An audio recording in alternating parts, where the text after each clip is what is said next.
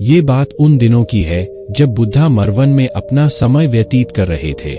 इस समय तक बुद्धि की प्रसिद्धि दूर दूर तक फैल चुकी थी। बहुत दूर दूर से लोग अपनी चिंताओं और परेशानियों का समाधान खोजने के पास आते थे।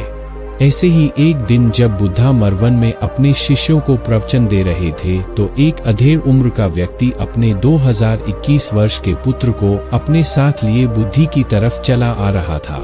जब यह प्रवचन स्थल के पास पहुंच गए तो एक नजर उन पर डाली और इशारे से बैठने के लिए कहा। जब प्रवचन समाप्त हो गया और सभी लोग वहां से चले गए तो बुद्ध ने उस व्यक्ति को अपने पास बुलाया और बैठने के लिए कहा। वहां चारों तरफ हरियाली छाई हुई थी। मौसम बहुत सुहाना था और तरह तरह के पक्षियों की आवाजें गूंज रही थी। ऐसा नजारा देखकर उस व्यक्ति को अंदर से असीम शांति महसूस हो रही थी। इसके बाद बुद्ध ने उस व्यक्ति से आने का कारण पूछा तो इस पर व्यक्ति ने कहा, यह तथागत, मैं 2 दिन की लंबी यात्रा करके अपने पुत्र को आपसे मिलवाने लाया हूँ। ये मेरा इकलौता पुत्र है और ये हर समय थका थका रहता है। ऐसा लगता है जैसे इसके अंदर कोई जान ही नहीं है, कोई प्राणी नहीं है। इसका स्वभाव भी काफी चिड़चिड़ा हो गया है। अगर हम इससे कुछ भी कहते हैं तो यह हमारी छोटी छोटी बातों पर गुस्सा हो जाता है। इसके देखने की क्षमता भी उम्र से पहले ही कमजोर हो गई है और इसके बाल भी सफेद पड़ने लगे हैं। इतनी कम उम्र में इतनी बड़ी उम्र का लगना मुझे तो कुछ समझ नहीं आ रहा। किसके साथ हो क्या रहा है तथागत? मैं अपने पुत्र के स्वास्थ्य को लेकर बहुत चिंतित हूँ।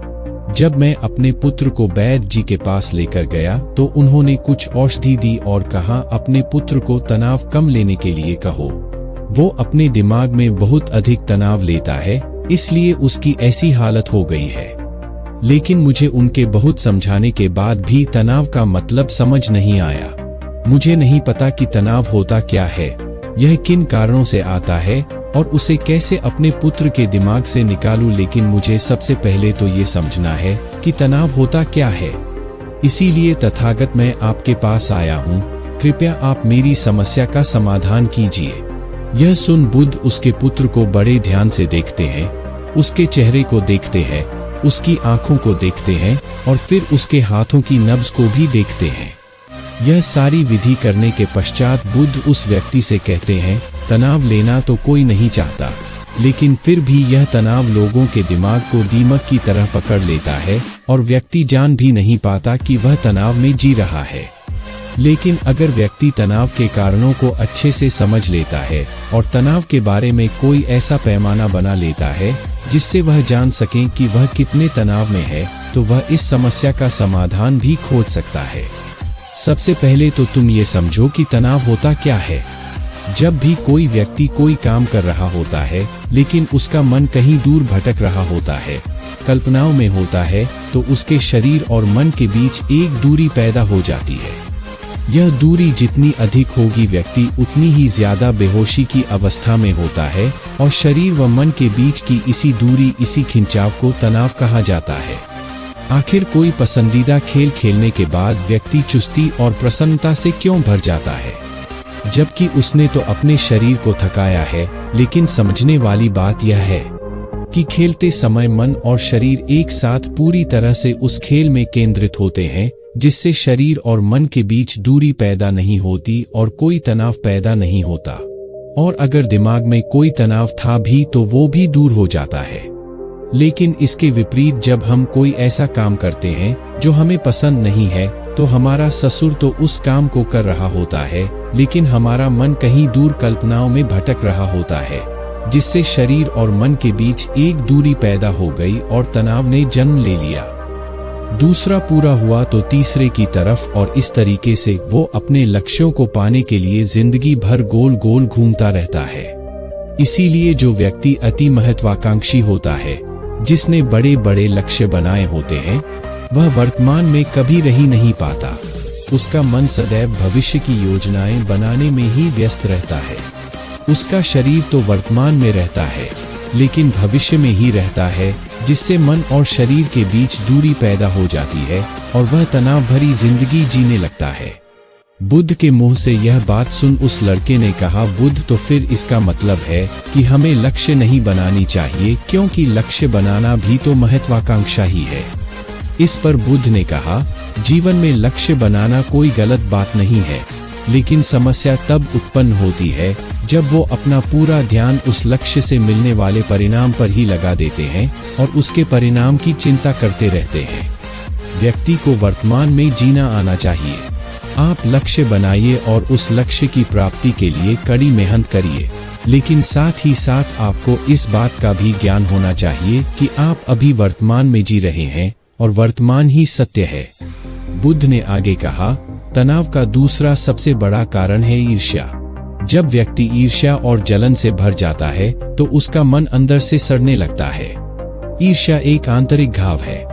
आंतरिक घाव यानी मन का घाव। व्यक्ति के शरीर का घाव तो भर सकता है, लेकिन मन का घाव कभी नहीं भर सकता। इसीलिए व्यक्ति को दूसरे की खुशी और तरक्की से कभी ईर्ष्या नहीं करनी चाहिए, क्योंकि तनाव का कारण है। इसके बाद बुद्ध ने तनाव का अगला कारण बताते हुए कहा कि आरुषिपूर्ण काम करने से भी मन में तनाव पैदा होता है। जो काम करना हमें पसंद ही नहीं है, जिसका में हमारी रुचि ही नहीं है, उस काम में हमारा मन लग ही नहीं पाएगा।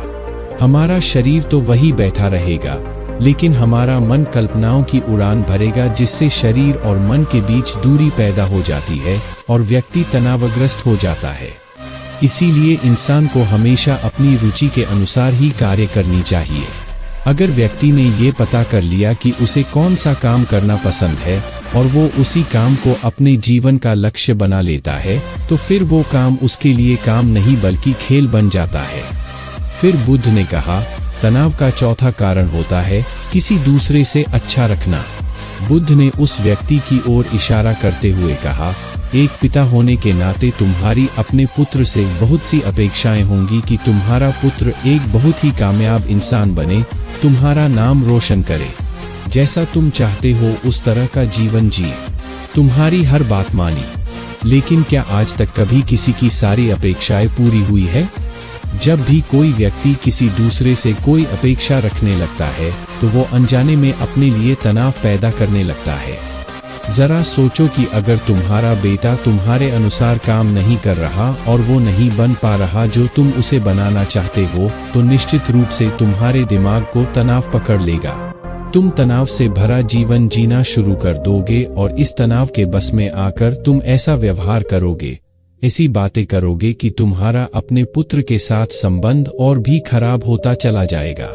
इसीलिए व्यक्ति को जितना हो सके उतनी कम अपेक्षाएं दूसरों से रखनी चाहिए और अगर पूरी तरह से तनाव मुक्त रहना है तो दूसरों से अपेक्षा रखना ही बंद कर दो। इसके बाद बुद्ध ने कहा कि शारीरिक कष्ट भी इंसान के तनाव का एक कारण होता है। जब व्यक्ति किसी शारीरिक पीड़ा से गुजर रहा होता है तो उसका पूरा ध्यान बस अपने उस शारीरिक दर्द पर होता है और वो पूरे दिन बस उसी के बारे में सोचता रहता है, जिससे उसका मन दुख के विचारों से भर जाता है और ऐसी स्थिति में व्यक्ति तनावग्रस्त रहने लगता है। यह सुन उस व्यक्ति ने कहा कि हे बुद्ध, शारीरिक दुख तो किसी भी व्यक्ति को हो सकता है, तो फिर क्या हुआ? व्यक्ति जीवन भर तनाव में ही जिएगा? इसका जवाब देते हुए बुद्ध ने कहा कि इंसान को ये बात समझनी चाहिए कि हमारा जीवन दुखों का आधार है। जैसे जैसे हमारा जीवन आगे बढ़ता है, इसमें दुख आते हैं, बीमारियां आती है और फिर अंत में मृत्यु भी आती है, तो बीमारियां इंसान के जीवन का अभिन्न अंग है। कोई इनसे बच नहीं सकता। बस किसी किसी के जीवन में ये समय से पहले आ जाती है तो किसी के बाद में पढ़ाती सबको है। जब इंसान का मन इस बात को अच्छे से समझ लेगा तो फिर वह अपनी बीमारी के बारे में सोच सोच कर ज्यादा तनाव नहीं लेगा, क्योंकि यह हमारे जीवन का अभिन्न हिस्सा है और इसके लिए व्यक्ति को शारीरिक रूप से भी अभ्यास करते रहना चाहिए। अपने जीवन में व्यायाम और स्वस्थ जीवन शैली को भी जगह देनी चाहिए ताकि उसका शरीर लंबे समय तक निरोगी रहकर सही से काम कर सके। तनाव का अगला कारण होता है अपनी योजनाओं को समझने के लिए समय न देना। कुछ लोगों के दिमाग में कोई विचार आया नहीं है कि वो बिना सोचे समझे उस पर काम करना शुरू कर देते हैं और जब उस काम में उन्हें असफलता मिलती है तो वह तनाव से भर जाते हैं, क्योंकि उन्होंने उस काम को शुरू करने से पहले उसके बारे में पूरी जानकारी इकट्ठा नहीं की थी। इंसान को कोई भी काम शुरू करने से पहले उसके अच्छे और बुरे परिणामों के बारे में ठीक से सोच विचार कर लेना चाहिए। इंसान को इस बारे में भी सोच लेना चाहिए कि अगर ये योजना सफल नहीं हुई तो फिर इसके बाद मैं क्या करूंगा। इसलिए व्यक्ति को अपनी योजनाओं को ठीक से समझने के लिए पूरा समय देना चाहिए ताकि बाद में उस योजना की वजह से तनाव पैदा न हो। तनाव का 7वां सबसे बड़ा कारण होता है टालमटोल करना। आज के काम को कल पर टालना। आप लोगों ने ये कहावत तो सुनी होगी कि आलसी इंसान के शरीर का सबसे बड़ा शत्रु है। इंसान आलस्य की वजह से आज के काम को कल के लिए टाल देता है और फिर काम को टालना उसकी आदत बन जाती है। काम को कल पर टालने वाले व्यक्ति का काम कभी भी समय पर पूरा नहीं हो पाता और अगर किसी तरह से पूरा हो भी जाता है तो वह उतना अच्छा नहीं हो पाता जितना अच्छा उसे किया जा सकता था, और फिर यह बात व्यक्ति के अंदर तनाव पैदा करती है। लेकिन काम को टालना या काम को एकदम अंत समय पर करना एक आदत है। इसीलिए व्यक्ति ना चाहते हुए भी बार बार अपनी इस आदत का शिकार बन जाता है और काम को टालता रहता है, और फिर जब काम की समय सीमा पास आ जाती है तो वह तनाव से भरकर काम को पूरा करने का प्रयास करता है। इसीलिए तनाव मुक्त रहने के लिए व्यक्ति को काम को टालने की आदत छोड़नी पड़ेगी, और यह तभी संभव है जब व्यक्ति काम को समय से पहले खत्म करने का निश्चय करे। सबसे आखिरी और सबसे प्रमुख कारण जो तनाव का होता है वो है ज्यादा सोचना।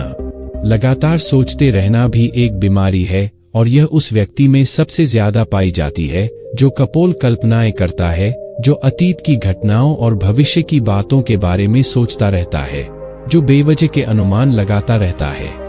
इसीलिए व्यक्ति को ज्यादा सोचने की आदत पर लगाम लगाना चाहिए। इसके लिए जितना हो सके खुद को काम में व्यस्त रखना चाहिए और हर दिन ध्यान का अभ्यास करने को अपने जीवन का हिस्सा बना लेना चाहिए। बुद्ध के मुंह से यह सारी बातें सुनकर उस व्यक्ति ने हाथ जोड़कर कहा, बुद्ध मेरा पुत्र तो अभी मात्र 20 वर्ष का ही है और इसमें अभी इतनी समझ भी नहीं है कि यह आपकी बताई सारी बातों का एक साथ पालन कर सके। आप कृपया करके तनाव मुक्त रहने का कोई आसान सा तरीका बता दें जिससे मेरा बेटा उसका अनुसरण भी कर सके और तनाव मुक्त भी रह सके। उस व्यक्ति की यह प्रार्थना सुन बुद्धि ने कुछ सोचते हुए जवाब दिया, अगर तुम इतनी सारी बातों का पालन नहीं कर सकते तो इसके लिए एक बहुत ही आसान विधि है। तुम एक बार मैं एक काम को करने पर ध्यान लगाओ भी काम कर रहे हो, उस समय पर सिर्फ उसी काम को करो, सिर्फ उस पर ही अपना पूरा ध्यान लगाओ, और अगर तुम्हारा मन इधर उधर भटक जाता है तो जैसे ही तुम्हें याद आए उसे वापस फिर उसी काम में लगा दो। ये सबसे आसान और अच्छा तरीका है तनाव मुक्त रहने का। जब तुम भोजन करो तो उस समय सिर्फ भोजन ही करो, उसके पूरे स्वाद का आनंद लो, उसी अनुभव करो। जब चलो तो अपना पूरा ध्यान सिर्फ चलने लगा दो। इससे तुम्हारा मन और तुम्हारा शरीर दोनों एक जगह पर केंद्रित रहेंगे। दोनों के बीच दूरी पैदा नहीं होगी जो कि तनाव का मुख्य कारण होती है। दोस्तों, आज की युवा पीढ़ी एक ही समय पर 2-2-3-3 काम करने के आदी हो चुकी है, जैसे फोन पर बात करते हुए गाड़ी चलाना, खाना खाते हुए टीवी देखना, ये फोन चलाना, और फिर इनकी शिकायत रहती है कि मैं तनाव में जी रहा हूँ, मेरा मन शांत रहता है, मैं चिड़चिड़ा सा हो गया हूँ। जब कोई व्यक्ति एक ही समय पर 3-3 काम करेगा तो तनाव पैदा होना तो स्वाभाविक है, क्योंकि दिमाग तो एक समय पर पूरा ध्यान लगाकर सिर्फ एक ही काम कर सकता है।